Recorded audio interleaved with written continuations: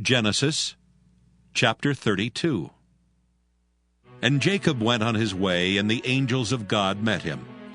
And when Jacob saw them, he said, "This is God's host." And he called the name of that place Mahanaim. And Jacob sent messengers before him to Esau his brother unto the land of Seir, the country of Edom. And he commanded them, saying, "Thus shall ye speak unto my lord Esau. Thy servant Jacob saith thus, I have sojourned with Laban and stayed there until now. And I have oxen and asses, flocks, and men servants and women servants. And I have sent to tell my lord that I may find grace in thy sight." And the messengers returned to Jacob, saying, "We came to thy brother Esau, and also he cometh to meet thee, and 400 men with him." Then Jacob was greatly afraid and distressed, and he divided the people that was with him, and the flocks and herds and the camels, into 2 bands, and said, "If Esau come to the one company and smite it, then the other company which is left shall escape." And Jacob said, O God of my father Abraham, and God of my father Isaac, the Lord which saidst unto me, Return unto thy country and to thy kindred, and I will deal well with thee.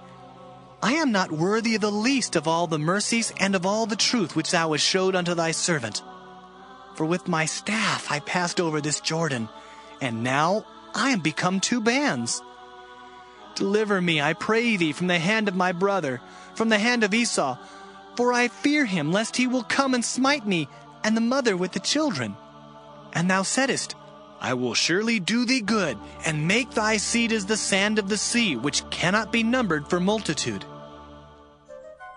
And he lodged there that same night, and took of that which came to his hand a present for Esau his brother, 200 she-goats and 20 he-goats, 200 ewes and 20 rams, 30 milch camels with their colts, 40 kine and 10 bulls, 20 she-asses and 10 foals.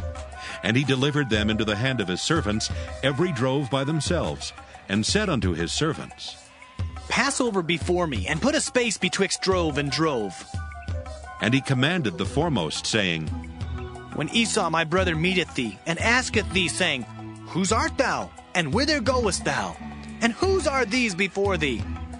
Then thou shalt say, They be thy servant Jacob's. It is a present sent unto my lord Esau. And behold, also he is behind us."